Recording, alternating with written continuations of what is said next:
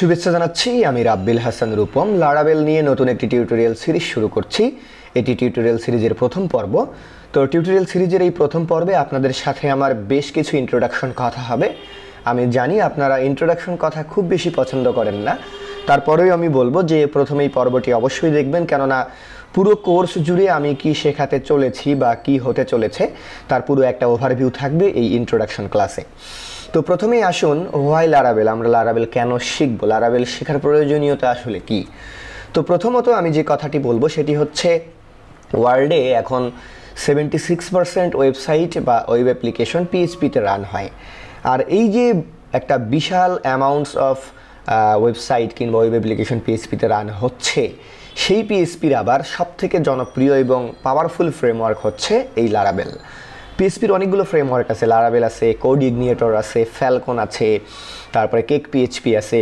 তো যেটাই আপনি বলুন না কেন তার মধ্যে লারাবেল হচ্ছে সবথেকে বেস্ট, সবথেকে বেশি পাওয়ারফুল এবং সবথেকে বেশি সিকিউর এবং জনপ্রিয়। দেন 3 নম্বর কারণ আমি যেটা বলবো সেটা হচ্ছে এমভিসি প্যাটার্ন। এমভিসি মানে হচ্ছে মডেল ভিউ কন্ট্রোলার। এই যে সফটওয়্যার ডেভেলপমেন্ট করার জন্য যতগুলো ডিজাইন প্যাটার্ন এ পর্যন্ত ওয়ার্ল্ডে এসেছে তার মধ্যে সবথেকে স্টেবল প্যাটার্ন হচ্ছে এমভিসি প্যাটার্ন, অর্থাৎ মডেল ভিউ কন্ট্রোলার প্যাটার্ন। তো লারাবেল যেহেতু এমভিসি প্যাটার্ন ফলো করে, এ কারণে আমরা অনেক অর্গানাইজড ওয়েতে লারাবেল দিয়ে সফটওয়্যার ডেভেলপ করতে পারি। দেন 4 নম্বর কারণ যেটা আমি বলবো সেটা হচ্ছে, লারাবেল দিয়ে আপনি ওয়েবসাইট তৈরি করতে পারেন, আপনি ওয়েব অ্যাপ্লিকেশন তৈরি করতে পারেন, আপনি চাইলে লারাবেল দিয়ে রেস্ট এপিআইও তৈরি করতে পারেন, অর্থাৎ ওয়েব ডেভেলপমেন্টের যে কোনো কিছুই আপনি লারাবেল দিয়ে করতে পারবেন। দেন 5 নম্বর কারণ হচ্ছে ব্যাকএন্ড এভরিহোয়ার। এই লারাবেলকে আপনি যে কোনো সফটওয়্যারের পিছনে অ্যাজ এ ব্যাকএন্ড ব্যবহার করতে পারবেন। সেটা হতে পারে মোবাইল অ্যাপ্লিকেশন, হতে পারে ডেস্কটপ অ্যাপ্লিকেশন, হতে পারে কোনো আইওটি ডিভাইস, হতে পারে রিয়াক্ট জিএস দিয়ে করা কোনো অ্যাপ্লিকেশন, হতে পারে ভিউ জিএস দিয়ে করা কোনো অ্যাপ্লিকেশন। যেটাই হোক না কেন যে কোনো সফটওয়্যারের ব্যাকএন্ডেই আপনি as a server side framework লারাবেলকে ব্যবহার করতে পারেন। দেন 6 নম্বর কারণ হচ্ছে, লারাবেল দিয়ে কাজ করলে একই কোড ব্যবহার করে আপনি এসকিউএলাইট ডেটাবেজের সাথে কমিউনিকেট করতে পারেন, এমএস এসকিউএলের সাথে পারেন, মাই এসকিউএলের সাথে পারেন। এই জন্য মাই এসকিউএল, এমএস এসকিউএল কিংবা এসকিউএলাইট আলাদা আলাদা ডিবির জন্য আপনাকে আলাদা আলাদা ভাবে কোড লিখতে হবে না। একই কোড দিয়ে আপনি 3 ধরনের ডাটাবেজের সাথেই খুব ইজিলি কমিউনিকেট করতে পারবেন। দেন 7 নম্বর বিষয় হচ্ছে অ্যাপ্লিকেশন সিকিউরিটি। একটা সফটওয়্যারকে সিকিউর করার জন্য সফটওয়্যারের ডিজাইন প্যাটার্ন কী হওয়া উচিত, কী কী বিষয় থাকা উচিত, সবগুলোই আসলে লারাবেলের ভেতরে আছে। দেন 8 নম্বর বিষয় হচ্ছে সেশন ম্যানেজমেন্ট। ওয়েব অ্যাপ্লিকেশন বানাতে গেলে সেশন ম্যানেজমেন্ট একটা খুব বিগ ডিল হয়ে দাঁড়ায়।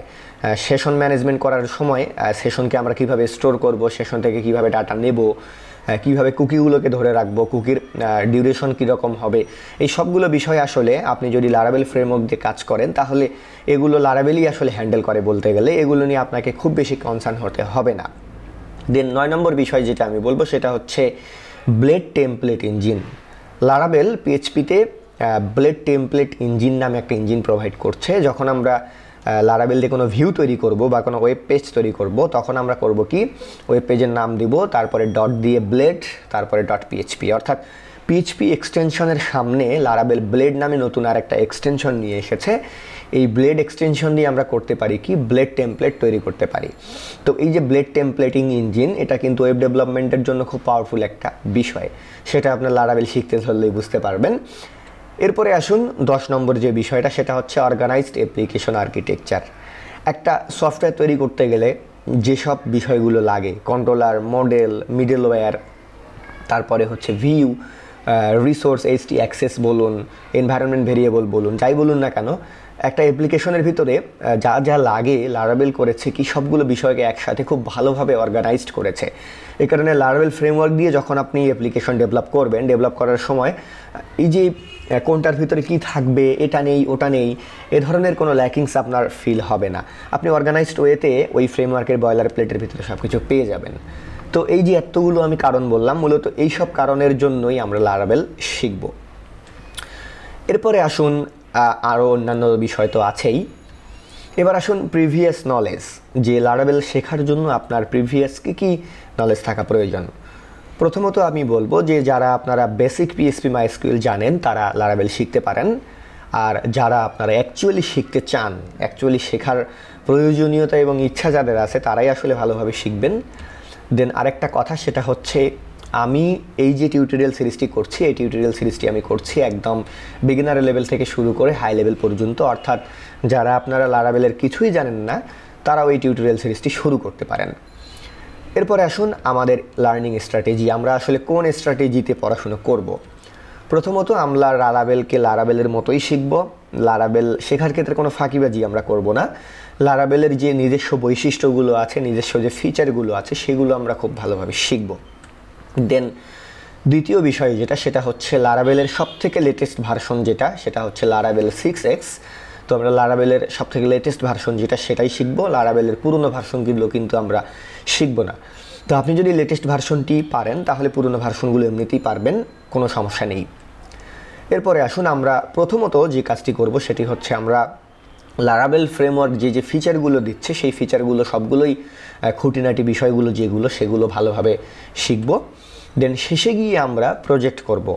তো এখন প্রশ্ন হচ্ছে প্রজেক্ট করার পরে সেই প্রজেক্টটা আমরা রিয়েল সার্ভারে ডেপ্লয়ও করব। এখন কি প্রজেক্ট আমরা করব? তো লারাবেল শেখার পরে আমরা মূলত দুটি প্রজেক্ট করব। একটি প্রজেক্ট করব হচ্ছে আমরা একটি পোর্টফোলিও ওয়েবসাইট করব। যখনই আমরা খুবই সিম্পল একটি পোর্টফোলিও ওয়েবসাইট করব তখন আপনাদের কনসেপ্ট অনেক বেশি ক্লিয়ার হয়ে যাবে। দেন পোর্টফোলিও ওয়েবসাইট প্রজেক্ট করার পরে আমরা একটা শপ ম্যানেজমেন্ট সফটওয়্যার বানাবো। সেই শপ ম্যানেজমেন্ট সফটওয়্যারটি হতে পারে মেডিসিন শপ ম্যানেজমেন্ট, হতে পারে টেইলর শপ ম্যানেজমেন্ট, হতে পারে গ্রোসারি শপ ম্যানেজমেন্ট। সহজ কথা, আমরা শপ ম্যানেজমেন্ট সফটওয়্যার তৈরি করব এবং তার আগে আমরা একটি পোর্টফোলিও ওয়েবসাইট তৈরি করে নেব। এরপরে এই টিউটোরিয়াল কোর্সের জন্য আমার কিছু টার্মস অ্যান্ড কন্ডিশনস আছে। সেই টার্মস অ্যান্ড কন্ডিশনসগুলো হলো, এই টিউটোরিয়াল সিরিজটি আমার শেষ করতে 150 কিংবা 150 বেশি বা তার থেকেও অনেক বেশি ভিডিওর প্রয়োজন হতে পারে। আসলে প্রথমে শুরুতেই বলা মুশকিল যে পুরো টিউটোরিয়াল সিরিজটি কভার করতে আমার কতগুলো ভিডিও লাগবে। তারপরেও আমি এখানে একটা এস্টিমেশন দিয়ে দিচ্ছি যে মোটামুটি 150+ ভিডিও আমার প্রয়োজন হবে। দেন দ্বিতীয় বিষয় হচ্ছে, এই টিউটোরিয়াল সিরিজের বেসিক ভিডিওগুলো আমি ইউটিউবে ফ্রি দিয়ে দেব। দেন পরের ভিডিওগুলো যেগুলো হবে বেসিক ভিডিওর পরে, সেগুলো আপনাকে অবশ্যই পারচেস করতে হবে। আর সেগুলো পারচেস করার জন্য আপনারা চলে আসবেন laravel.rabbil.com-এ। laravel.rabbil.com-এ আসলে আপনারা এই ভিডিও টিউটোরিয়াল সিরিজের যে প্রিমিয়াম ভিডিওগুলো হবে সেই প্রিমিয়াম ভিডিওগুলো দেখতে পাবেন। তো আরও যদি কোনো প্রশ্ন আপনাদের থেকে থাকে তাহলে এই যে এই ভিডিওর ডেসক্রিপশন বক্সে হেল্পলাইনের মোবাইল নম্বরটি দেওয়া আছে, সেই মোবাইল নম্বরে আপনারা ফোন করে আপনাদের কোনো জিজ্ঞাসা থাকলে সেটা করতে পারেন। তো আশা করি বুঝতে পেরেছেন। ধন্যবাদ সবাইকে।